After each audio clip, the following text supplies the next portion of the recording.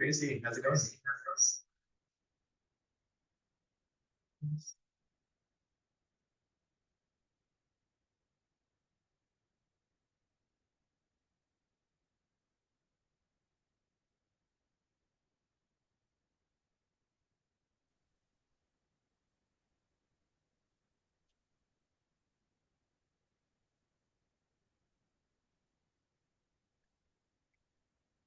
Hey Tracy, Hi, good morning. good morning. How are you? I'm good. I'm doing well. Fully, Uh say again, sorry. fully caffeinated? No, that's what I'm like. I'm like, how am I doing? No, but I'm getting there. I'm getting there. You're even in the office at this hour. Oof. Yeah. Um, just quick logistics before folks start signing in. Actually, are you getting any? I can't see me. I Let can me, see you. okay. Do I have a glare in the back or do I have Dawn's uh image? No, Wait, show you have show. the no, you have the background set up, Dom's background. Okay, good. I have a lot of glare behind me. I want to make sure. And for some reason, Yeah, even though it looks says clear. self view, I can't find it. Okay. The breakout rooms, we're gonna do physical health and oral health, um, Okay. just for numbers wise. Uh, Okay. and I'll have a slide where people can know they can go to group 1 or 2, but if you want to create specificity in there, go for it. Yeah, what are those black Mhm. lines? These things that come up. Oh, it's the basically like the control, like the little toolbar and Zoom and everything. Um, So it's weird. I have to try to minimize that stuff, but I think I can probably set up that within the Zoom really quick as people are signing on. So physical health and oral health access. Is that right? um, say that one again. Physical health access and oral health access for the breakout Yeah, well, rooms. you're using primary care as the language is that's what I was, Okay, yeah. got it. Um, We can update that really quick here. cool. Thank you.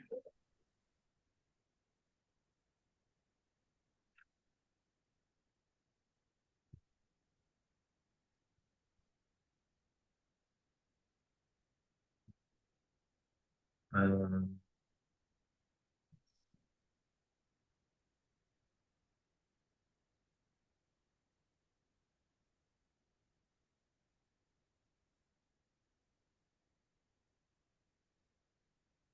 we good to go there.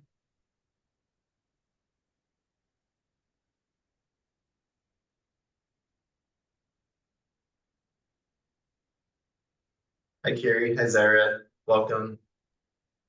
Hey, good morning. Good morning. Good morning.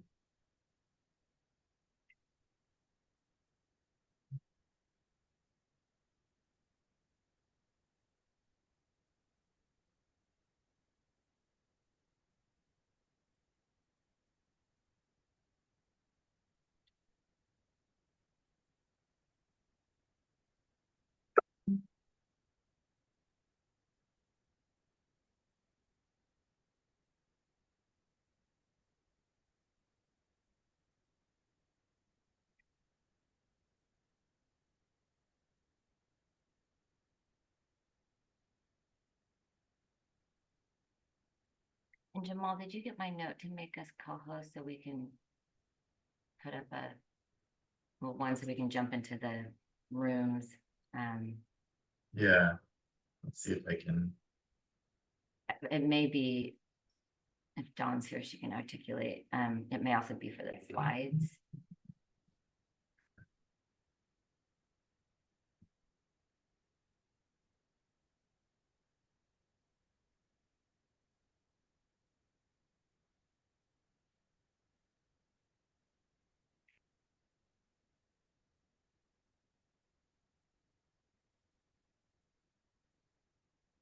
What's the student? Basically. Good morning, folks. Welcome in. We'll get started in just a moment. Hi, Tracy, I'm Jamal. not. Hey, good morning.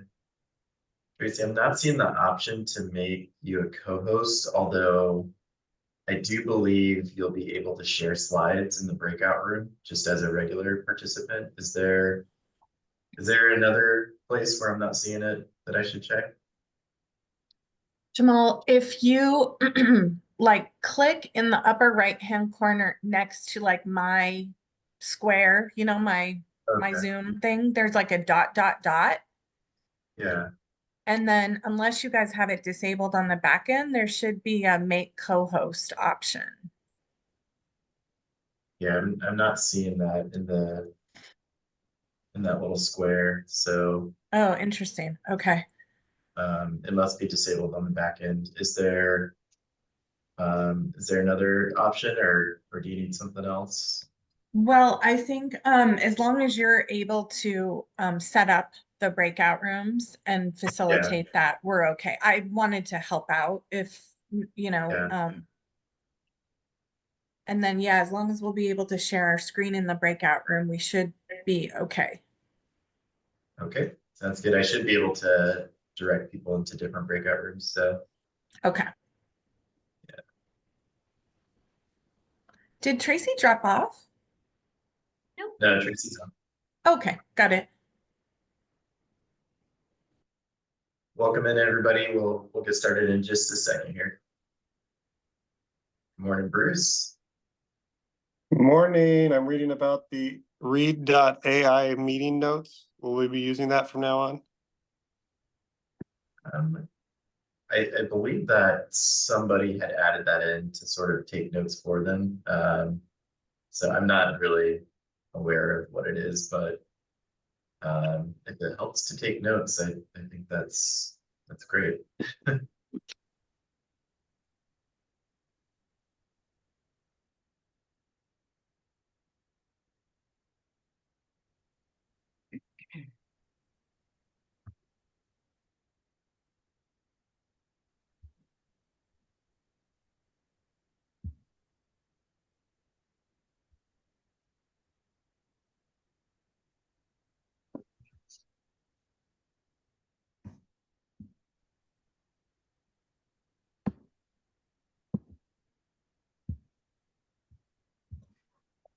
While we're waiting, so I'm looking for a breakout room poll option and it's not showing up here. So give me a moment while I kind of work through that technical difficulty. But Bruce, I think when you're ready, we're good to kick off the meeting. All right. Hey, first thing I want to do is I do want to thank everybody for their prompt responses. Once again, when we were voting to add a new CAP member, we tried the digital method and it worked great. We will be looking to do a lot more digital. Many people might have noticed that Jamal had sent out a opportunity for us to vote yesterday on 2 of the shared savings work group initiatives. If you have not had a chance to read through those and vote, please do. That way we can work on once again creating more of a digital quorum, a voting quorum, and then hopefully if we feel it's the right direction, we can get that approved and moving on to Willamette Health Council, so that way we can help to proceed with those initiatives in our community. Some of them are very exciting. They're all very exciting, right? I need to not say some. They are all very exciting. I believe that we want to recognize that, Jamal, would you rather that people just went the old school and went ahead and identified themselves in the chat, so that way we can move this along in a timely manner? Yeah, I think that'd be helpful for time's sake for folks to just put their name and organization in the chat. Perfect. Okay, so we're going to go ahead and do that. Before I do announce and also give Jamal a little bit more buffer here for our proceeding or for the meeting ahead, I do want to remind everyone that this is a public forum open to public comment. We do have a minute for said comments. Is there anyone who would like to make a public comment?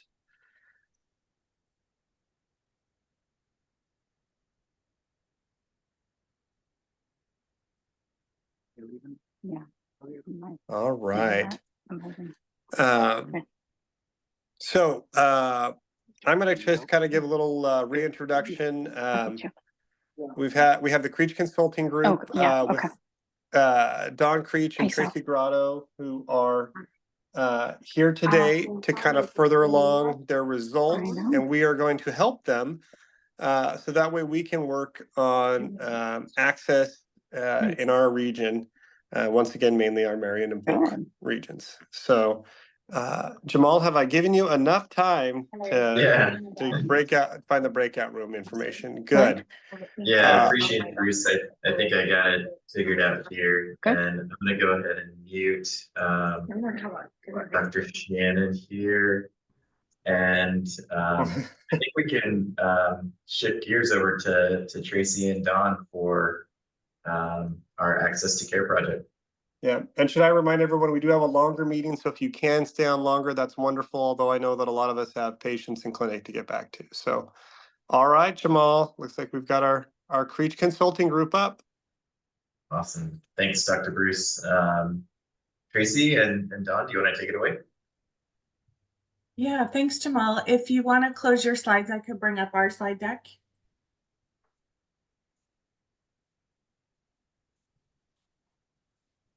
Did you want to share your screen? Okay. There we go. Got it. All right.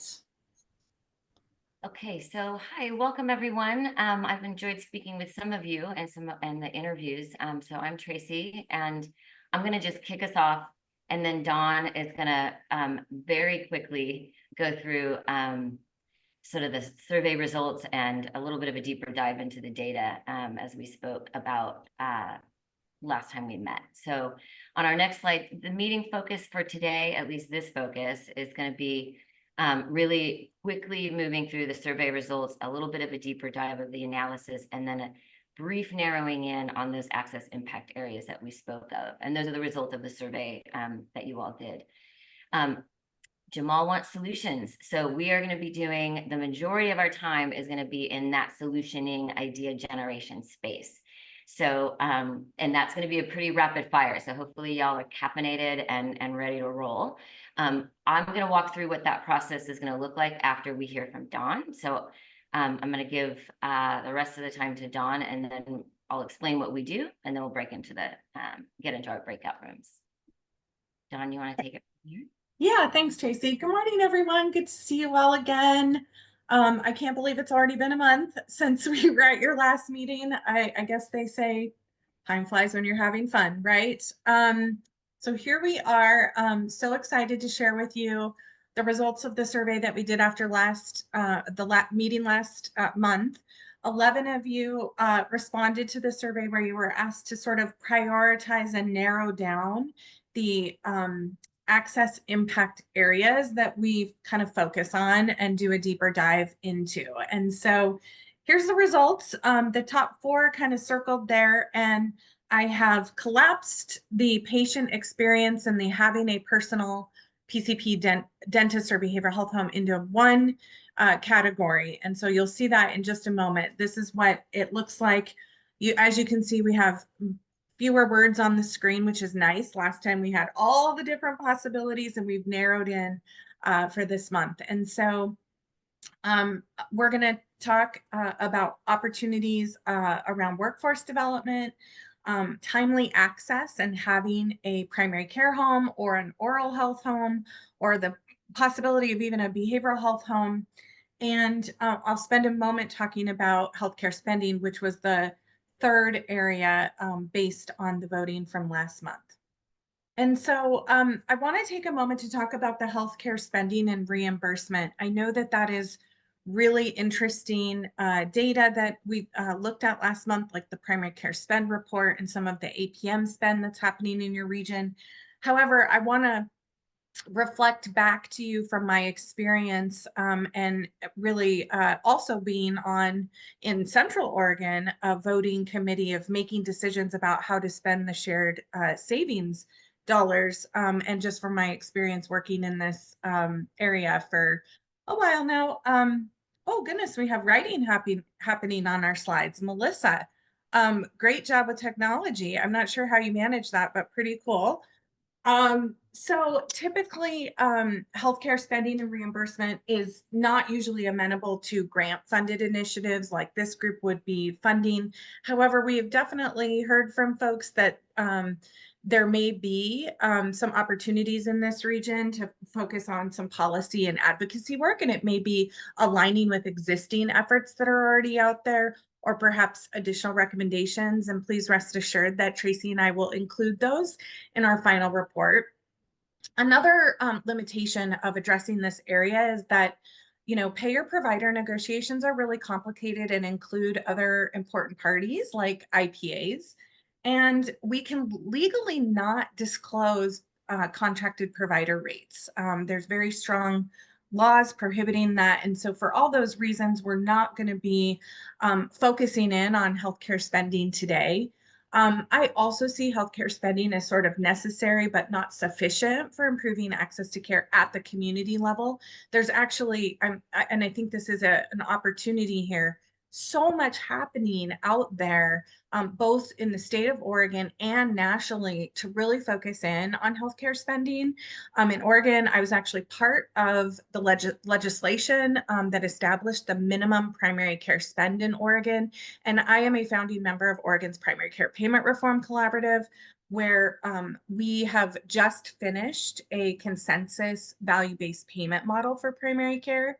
And so I think there might be, and this would be in our final report, right, opportunities around education and alignment with that existing work that's happening out there. But for those reasons, we're not going to focus on this for today's meeting. And we'll spend a lot of our time focused on workforce development solutions and improving that timely access and having a personal provider.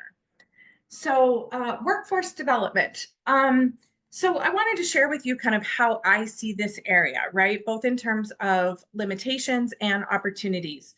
The data is really clear that the cavalry's not coming, and I hate to be the one to like break that to everybody, but Oregon is projected to have a deficit of 387 physicians by 2028. Now that's across all disciplines. Unfortunately, the way the data is set up, it doesn't allow us to, with physicians in particular, break down who's a primary care provider versus a hospitalist or an oncologist. And so, but across the board, we are projected to have some workforce deficits. I can tell you that our outlook is actually way better than many other states in this new Mercer report that was just put out. So even though, yes, we will have a shortage, it's not going to be as bad as some of the other states across the country.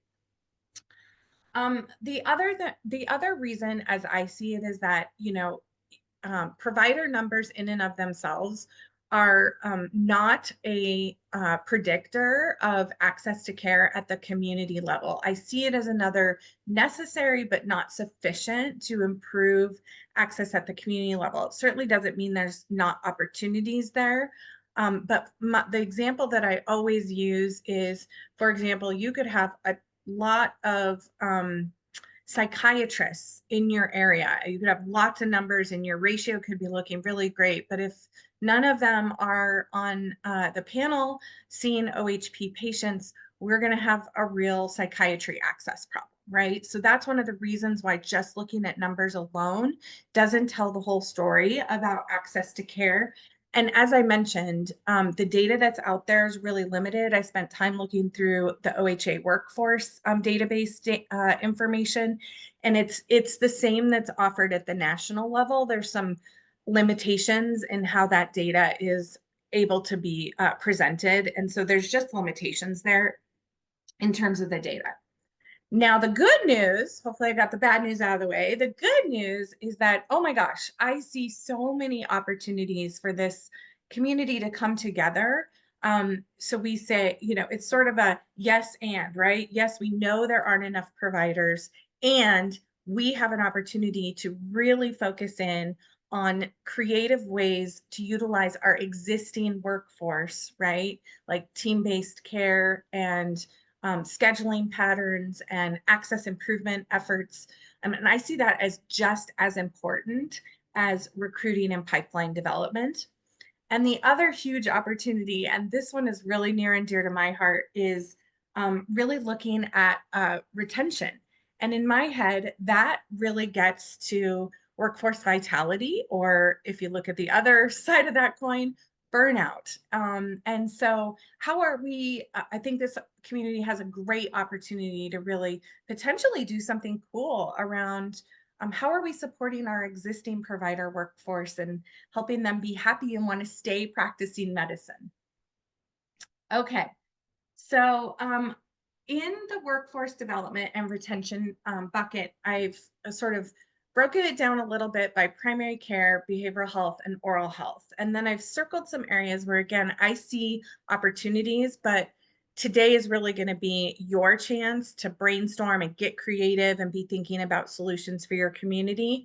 And I could not find any community specific data around burnout and retaining the existing workforce, but nationally, as you can see on the left-hand side here, for physicians, and again, it's broken down, there's lots of different data by discipline, but for physicians nationally, for family medicine, peds, and IM, we're looking at about half of all of those physicians reporting a burnout to some capacity. And actually, this has improved in the last couple of years since the AMA was doing this survey. But nonetheless, 50% is a really high number, right? So I feel like there's opportunities there. Around behavioral health, I wasn't able to find any provider specific burnout data, but perhaps there's an opportunity there. And then in the oral health space as well, the national dental data shows 13% of dentists reporting burnout. And this is a strong indicator of leaving the field, right? And so I think all those are opportunities to retain our existing workforce in the Marion-Polk region. And then in addition to that, I do think given the trends, right, with Marion County really improving in terms of provider numbers, but Polk actually worsening in terms of provider numbers, that there's an opportunity to focus in there. And I'm just learning about this, but it sounds like the Willamette workforce organization in your community is doing a lot of really cool things in that area. So there might be an opportunity to partner with them specifically in Polk County. Okay. So the other area we're going to kind of focus in on today is timely access to care and having a personal provider. And so I see this as a huge opportunity here because we actually have really good CCO community level CAHPS data that's available that asks OHP members about their experiences, including access to care, and do they have a personal primary care provider, and do they have a dental provider that they would go to. Unfortunately, it doesn't ask about behavioral health, but I actually think there might be an opportunity to advocate with OHA to include some of the great mental health questions that are available for CAHPS data. And perhaps we could even get those added to the statewide CCO CAHPS data. The other opportunity, and we talked about this a little bit last time, is that the data is really strong that if you identify as having a primary care home, having a personal provider that you already know, it's a great driver of other outcomes. And we'll look at that as well when it comes to access to dental care. I think there's huge opportunities there. And as I see it, there's a great opportunity in this region to focus on a potential kind of community-wide practice level quality improvement access initiative. I have seen, due to time today, I'm not going to story tell, but I have seen some incredible things happen at provider practices across the country by focusing on things like cycle time, their next available appointment, and reducing no-shows. And so I think there is an opportunity to potentially do something community-wide in that area. As I mentioned, there's no behavioral health access data on the CAHPS side, but I'll show you we do have one good indicator that's available on the CCO side. And then another limitation but I see this also as an opportunity, is this is CCO level data. But I also know practices in your region are administering the CAPS level in your practices. And my gosh, what a treasure trove of data that's sitting out there at the practice level that we could really use to improve timely access. So this is what this looks like, kind of broken down with some data points. And so on the primary care side, I really see there being an opportunity to improve timely access to care for adults.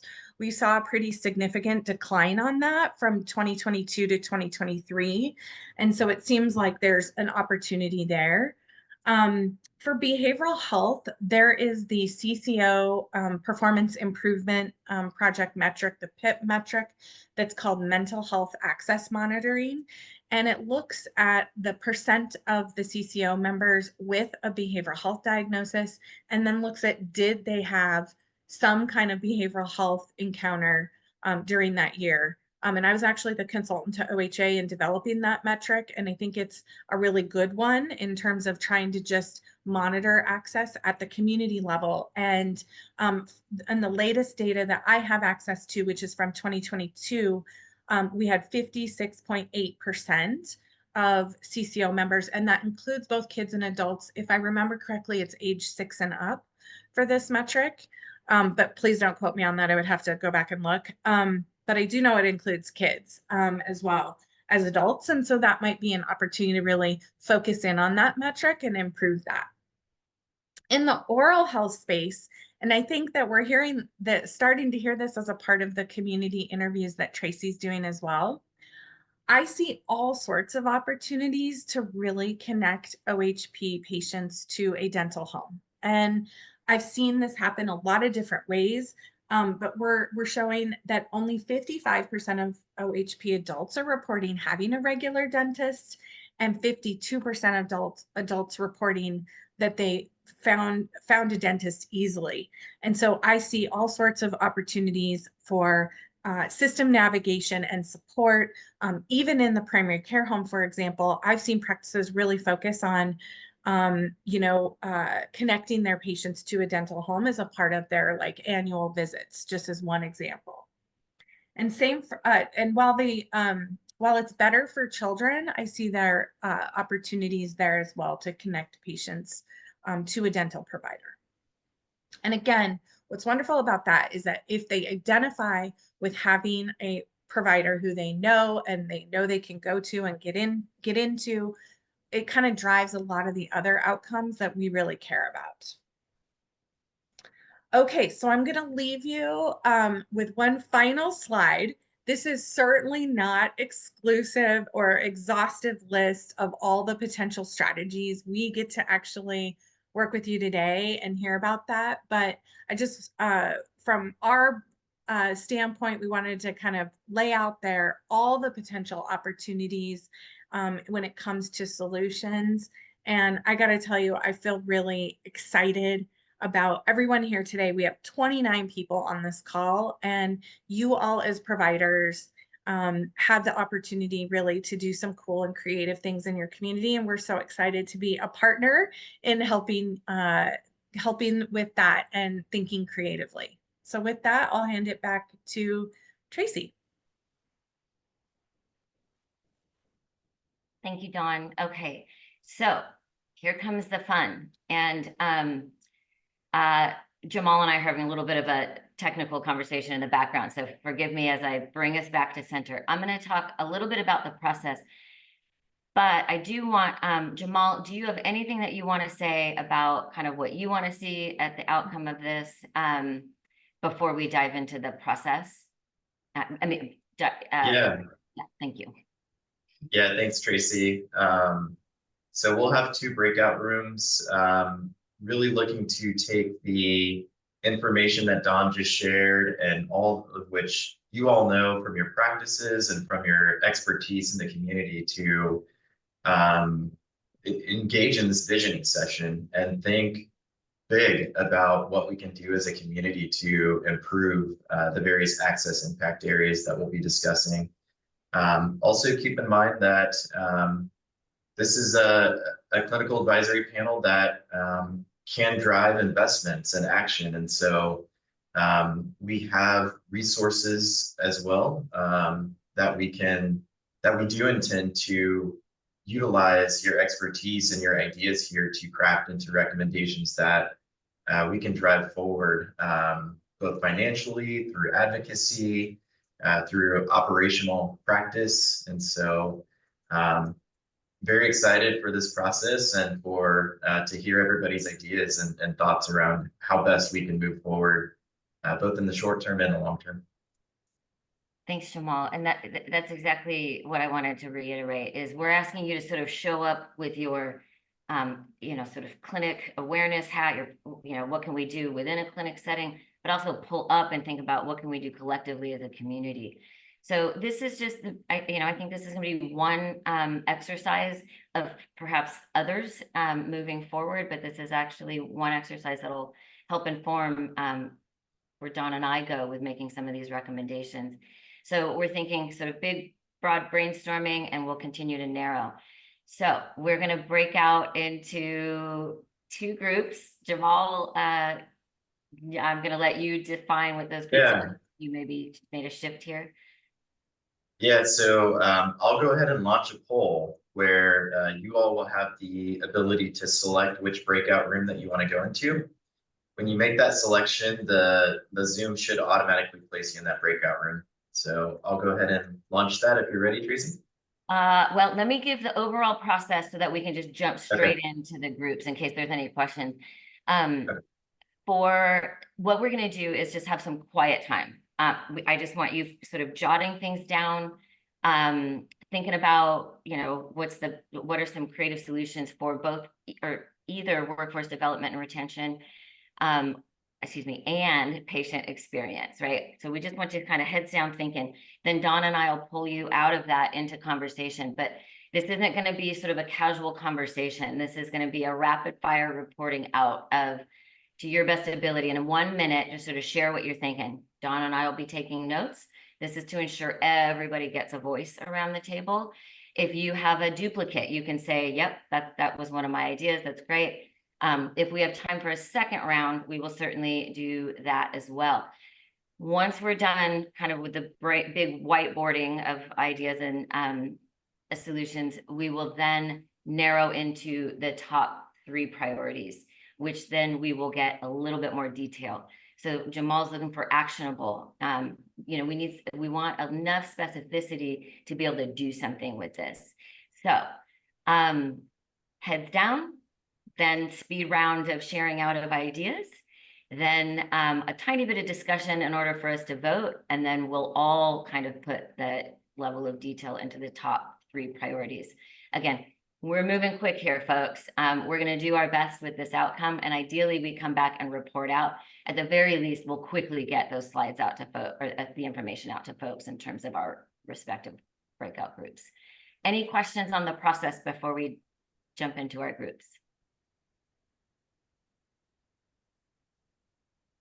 Okay, hearing none, I guess let's get the poll and then get us into our rooms. Thanks, Jamal. You bet. So folks should see the poll up on screen. Go ahead and make your selection, and then we'll get everybody into their respective breakout groups.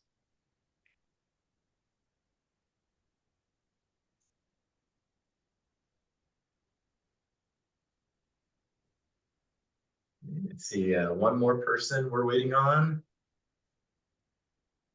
So I'll go ahead and create those breakout 45 rooms minutes now. to do this. Just on a bit heads up, we'll be pulled back in at 8:45. Great.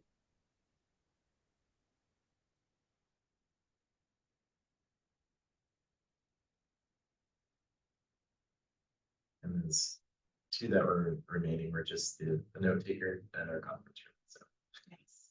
We're good. All right, and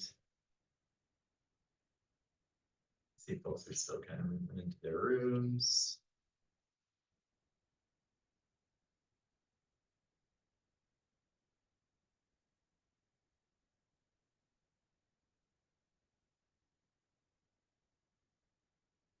So Vinny, are you seeing your breakout room there?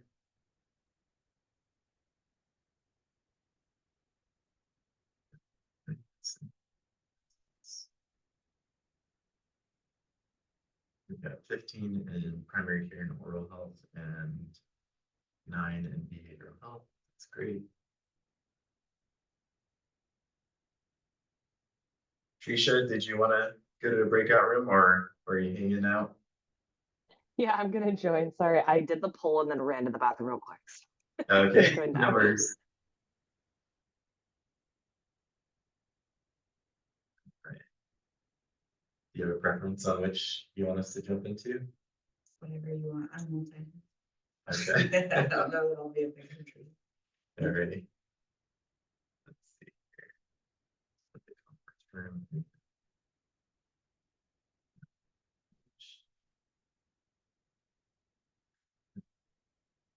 That's the primary. So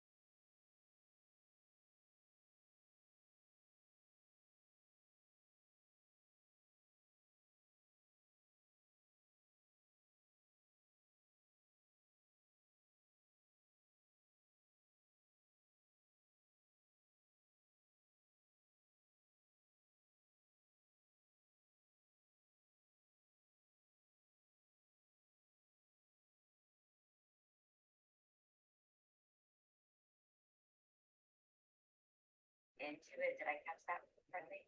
Well, so for me, it's easy, right? The solo practice, the program practice, but I know that a lot of my colleagues on here, they're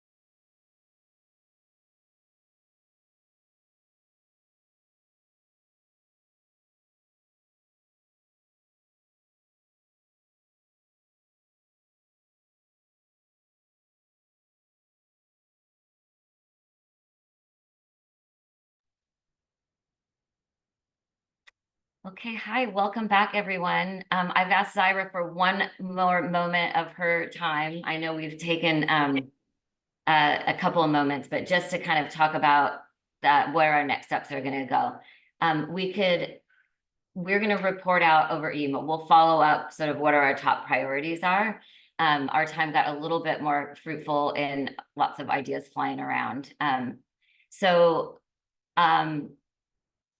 we had a theme of team-based care, really looking at how to spread that model and best practices across the community, sort of where it makes sense and within certain provider groups, but to also couple that with this real desire to be getting together as colleagues in the community and get some peer support from one another. So there's sort of a technical component, but a social component. But really our focus was primarily around, I shouldn't say that, our priority was around team-based care. We got a lot of great ideas out there, and Scribes for All was sort of the theme at the end of the time. Yeah, Dawn, do you want to give sort of your top priority out of the group, one or two? Sure. Thanks, Tracy. Well, first of all, big shout out to my group. We had such a wonderful conversation, so many ideas. We honed in on 3 that everyone felt like were good ones. First of all, there might be an opportunity to improve the existing Pacific Source Behavioral Health Navigation team and some of the data that they're working with and have access to. And so it's building on an existing effort that Pacific Source has to really kind of make it that one-stop shop and a navigation hub for OHP members getting connected to a behavioral health provider. And along with that, there might be opportunities to improve from a health literacy and an equity lens, the information that is given to OHP members so that they, like, for example, instead of a huge written pack of information, perhaps there's short videos that are helping them better navigate and understand their benefits and how to locate a provider. The second one was really around that workforce development piece and an opportunity to get into the middle schools and high schools to really help them understand the range of behavioral health careers and opportunities that are out there, particularly in like Polk County. These are adolescents who are already local and who might stay local if they understand some of the opportunities that are out there in the behavioral health career space. And then our third one was there was a real consistent theme around additional training opportunities for home visitors, and whether they're home visitors on the early childhood infant side, all the way up to those working with older adults, for them to really understand how to address and connect OHP members and others to behavioral health services, and also how to better discern, does this person need to be connected with behavioral health services, or might they really need some help in the health related social needs space and other resources as well. And so all sorts of opportunities around that. I will also say that there was, Ryan Davin had some really interesting behavioral health retention and attrition data that hopefully I'll be able to get from him, because it sounds like there is already some work happening around retention of behavioral health providers. And so there might be an opportunity to kind of piggyback and enhance some of that work. Thank you, Dawn. And I will be remiss if I did not correct my group's priority around team-based care. While it is important to spread best practice, there's an equal focus on understanding how the payment models can support that work and those team-based providers and those other providers on the team. So I needed to make sure that we did not uncouple that priority. So the payment along with the team-based care. Okay. Thank you all so much for your great thinking, your great ideas. And I'll either turn it over to Jamal or Zyra. Thanks. Thank you. Thanks so much, Tracy and Dawn, and thank you to everybody on CAP. So many great ideas. Over the next month and a half, Tracy and Dawn will be packaging up all this great information into our strategic recommendations for improving access for the Marion Polk community. So more to come on that. We will keep everybody posted as those recommendations come together. With that, I'll turn it over to Zyra. Zyra, do you want to share your screen, or would you like me to pull up the Well, slides? if you can do me the favor of sharing the screen, that'd be wonderful because I'm working from home Yeah, this absolutely. morning and the tiny little screen. Sure. Also, you need to keep me honest here. How much time do I have? I want to make sure that I'm being So strategic about what I present. we've got 8 minutes, Okay. unless folks want to hold on a little bit longer after the call. Okay, and I'm available after, and then I'm also in the chat gonna drop the our population health strategist. That's Samantha Walker. I just got to give her a lot of credit because she helped me put this together. She's our subject matter expert when it comes to quality incentive measures, and she also oversees our quality collaborative that meets once a month. They're actually going to be meeting this Thursday from 8 a.m. to 9 a.m. to talk all about QIMs and QIM strategies. So I'll put that in the chat for all of you all so you can have that information. So if you don't mind going to the next slide. So again, my name is Saida Flores Marin.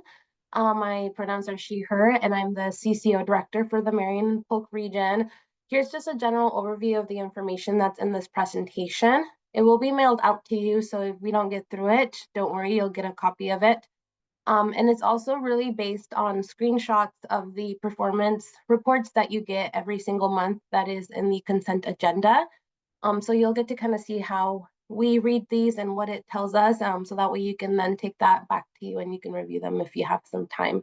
And of course, if you have any questions, you can always email me, or I can connect you with Samantha Walker, who can walk through these with you, and even look at your clinical level data for you. So I do want to start with some pretty neat wins for our region. This data is through the month of August for the performance data, and then we also have some ECQM reports that are through the end of July. But we've got some pretty neat wins for our region, and I want to start off with the adolescent immunization quality incentive measure. If you go on to the next slide, Jamal, for this one, just a reminder, we did not meet this quality incentive measure last year in 2023. It was also a challenge pool measure last year. So for those who did meet it, they received extra monies that were essentially left on the table by other CCOs. If you go on to the next slide, I do want to point out that the first top SNP is the data through the end of August. And as you can see, the denominator for this is 2,723 patients for all of our region. There is a need to treat NTT column there, and it has 0. And so that one tells us how many patients, how many members we still need to treat in order for us to meet this measure for this year. And we actually have 0. So we have actually met this measure for the entire region for the rest of the year, which is super exciting. And it's really good news because, as you can see, we're kind of in August, and it's already a really big win specifically for a measure that we've had a challenge with traditionally. As a reminder, the data for this QIM comes from the alert system, and really big shout out to the clinics. Really, that's where the heart of this work happens. So shout out to the clinics for prioritizing this metric. We're doing a really, really great job, and folks are putting in the work and the passion to see patients and to make sure that they're getting much needed care.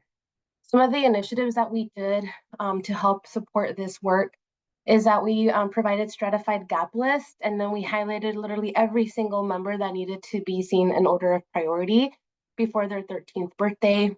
Our team sent that out to the clinics, to WVP. We also we're currently doing an incentive pilot to get teens in for their second dose of HPV, which was a barrier that providers reported. And right now, since we've already met this, some of the clinics are kind of shifting their focus until next year to kind of get a heads up. We also send out reminder magnets for immunizations, and then the clinics have also asked for a wider age range in the gap list, so that way they can try to get kids in sooner. They can actually start getting kids in at 9 years of age, and so it's also a lot easier to get them in at that age than when they're a little bit older. So a lot of effort and work went into really making sure that we were meeting this measure. So for the next one, the preventative dental or oral health services, ages 1 through 5 and 6 to 14. This year, this is a challenge pool measure. So if we meet this QIM this year, we have the ability, we actually will get additional dollars on top of whatever we meet, that are kind of, again, left on the table by other CCOs who didn't meet other measures. If you go into the next page, again, the top column, it kind of gives us detail on what the numerator, denominator is, the rates. And as you can see for both age groups, we are at 0 for the need to treat. Again, we've essentially met this measure for the entire year for our region. And I didn't talk about the bottom clip, but the bottom one shows our performance currently. So the blue bars is how we're doing this year compared to how we were doing last year at the same time. And then the dotted line that kind of goes across, that's the target that we're trying to reach. And as you can see, I circled it there. It shows that we're well above what we did last year. And then we're also above the targets that have been set by the OHA for us. And so again, a big shout out to our provider partners, to our DCOs. Our DCOs put a lot of work into helping us meet this QIM as well.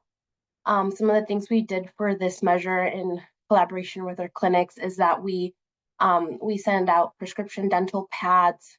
We saw that there was a lot more PCP providers doing in-house fluoride varnishes, which also helps meet this QIM. And then also Capital and Advantage Dental have done a lot of collaboration efforts with the clinics, such as bringing out their dental bands, getting gap lists from them so they could outreach some of our members that needed to be seen.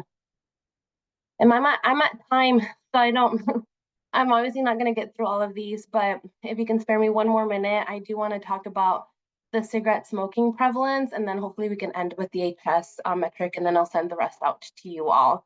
But the cigarette smoking prevalence, we're also meeting this measure, and this measure is actually going to go away next year for all our CCOs. So this is the last year we'll be working on this as a community, and we're also we've met this target.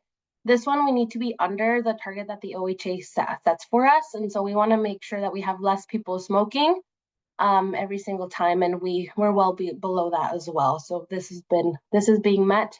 And we want to continue to work on this because we won't know what the results are until the end of the year and all of the data is collected.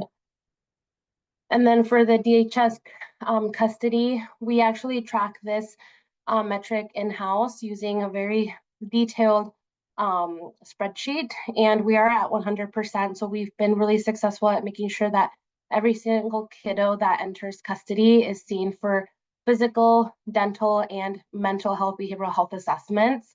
And it really does take an entire community, and our community is continuing to show up for our kiddos every single time we get a list from the OHA about what kids are entering custody. And OHA sends us weekly files. And just great work to all of our providers, again, for being super responsive to Samantha Walker, who's the one who oversees all of this body of work around the DHS custody. And I'm at time, Jamal, but I did want to talk about the metrics of high focus. And so if you have some time to spare at your next meeting, I'd love to be able to talk about those, because I know we're kind of at the end of the year, and it'd be really good to talk about the ones that we're really focusing on and making sure that we're doing some big pushes around. I gave you a little bit of a taste of how to read the performance reports that you get on your agenda. And so I do want to say, if you focus on any for here in the next week or so to read through that, definitely look at the ones of high focus, which are childhood IMSS, well-child visits, oral health, diabetic A1C, poor control, and then initiation engagement. Those are the measures that we're really focusing on and trying to make sure that we do big pushes now until the end of the year.